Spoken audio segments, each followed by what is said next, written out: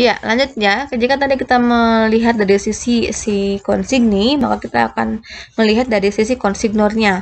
Nah, sampai di sini sudah dibahas tadi, sampai tanggal 20 tidak ada transaksi yang perlu di jurnal, tapi di akhir bulan pada saat si konsigni, harusnya tanggalnya sama ya, pada kalau sepertinya komisi konsigni mengirimkan tanggal 20 Juli, otomatis si konsignor juga harus menerima tanggal 20 Juli, dikoreksi saja itu.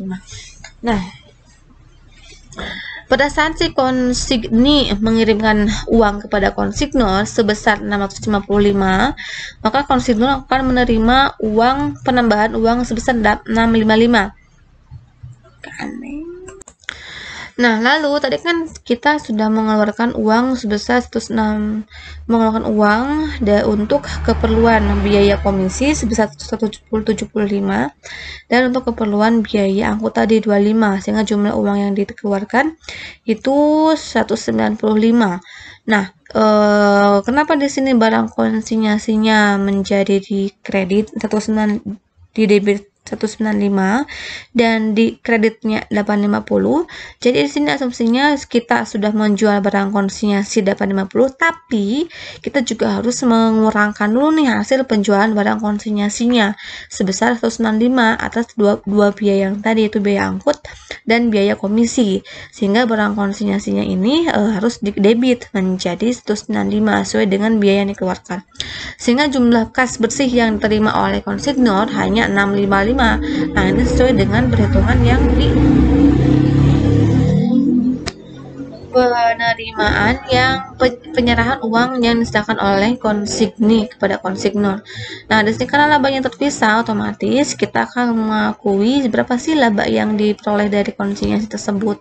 Nah, kita bisa menghitung dari harga penjualannya. Penjualannya memiliki nilai 850, lalu HPP-nya 500, karena ini kan harga awal yang ditetapkan oleh konsignor ya, dikurangi dengan biaya angkut konsignor 60, dikurangi biaya komisinya dan biaya angkut kepada konsumen 25 menjadi 195, sehingga labanya menjadi 95.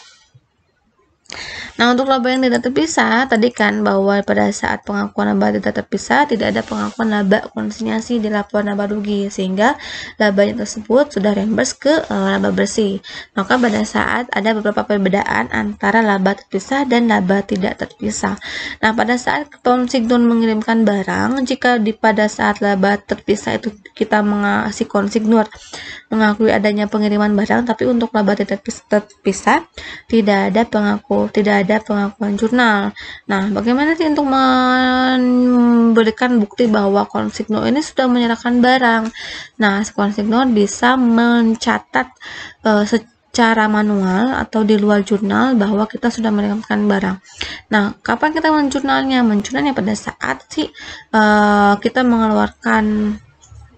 menerima jumlah kas yang diserahkan oleh konsigni kepada konsignor dari barang tersebut ya. Nah, lalu dari mulai pengiriman barang dari si Tuan Jagi kepada PTA, itu kita si ketuan Jaki mengeluarkan uang sebesar 60. Maka di sini kita harus mengakui dulu adanya biaya angkut dan pengeluaran kas 60 pada saat proses pengiriman ini ya. Lalu dari mulai tanggal 6 sampai tanggal 20 Juli, konsignor tidak perlu melakukan penjurnalan karena belum menerima kas. Sedangkan di konsigninya itu ada penerimaan kas berarti di sini ada biaya angkut dulu. Kalau yang di sini ya, yang ini juga boleh, yang ini dulu boleh, yang atas juga boleh. Yang penting semuanya terjurnal. Yang pertama kita menjurnal dulu biaya angkut. Nah, karena di sini kita menggunakan uang si konsigni terlebih dahulu, maka konsigni mengakui adanya pengeluaran kas untuk apa? Untuk biaya angkut. Tapi karena di sini biaya angkutnya bukan untuk kepentingan si konsigni, untuk kepentingan konsignor, maka si konsigni harus mengakui adanya hutang. Hutang siapa nih? Hutang si konsignor, yaitu hutang pengamanan sebesar, atau piutang kali ya, piutang si pengamanatnya. Kok piutang sih? Hutang pengamanat, ya betul. Hutang pengamanan sebesar 25. Karena si pengamanat kan yang punya utang, atau konsignor. Nah, pada saat penjualan, di sini kan ada penerimaan kas ya sebesar 850, ada penjualan sebesar 850, lalu ada kita melakukan pembelian dulu 680 dari mana? Dari si harga jual dikurangi dengan si fee komisinya sebesar 680.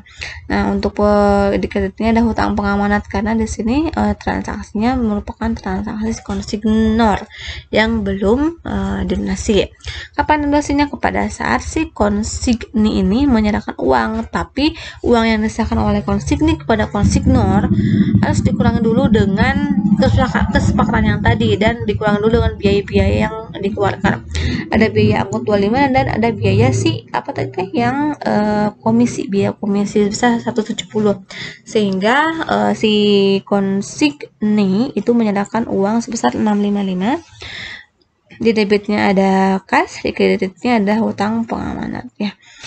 Hutang pengamanat tadi kan di sini yang hanya 655 karena di sini di kredit pada saat penjualan ada hutang pengamanat sebesar 680 dan pada saat pengakuan biaya angkut itu ada hutang pengamanat sebesar 25. Sehingga jumlah hutang pengamanat yang terbayar yang sudah diserahkan kepada konsignor sebesar 655. Pada saat si konsignor menerima uang dari konsigni, maka di sini ada penerimaan kas. Lalu kita pecah kenapa kasnya hanya sebesar ini dari penjual sebesar 850. Ternyata untuk biaya komisi 170 dan biaya angkutnya 25. Nah, kalau kita melihat dari perbedaan dua jurnal ini, kita bisa melihat ya bahwa biaya angkut, biaya komisi, penjualan, ini semuanya masuk ke laba rugi. Baik itu masuk ke biaya penjualan ataupun ke expense. Sehingga untuk laba yang 95 ini sudah termasuk ke dalam penjualan dikurangi beban-beban ini, dalam 850 dikurangi 170 dan 25 serta 500 yang tadi yang biaya harga perolehannya itu. Sedangkan untuk laba terpisah itu tidak ada biaya yang diakui di sini, maka karena di sini tidak ada penjualan, tidak ada biaya, sehingga laba yang diperoleh dari konsinyasi ini harus didapatkan terpisah. Untuk perhitungan laba ruginya kurang lebih seperti ini. Ada penjualan konsinyasi sebesar 850, HPP-nya 500, dan pengurangan biaya untuk biaya angkut serta biaya komisinya 85 dan 170, maka diperoleh laba konsinyasi 95.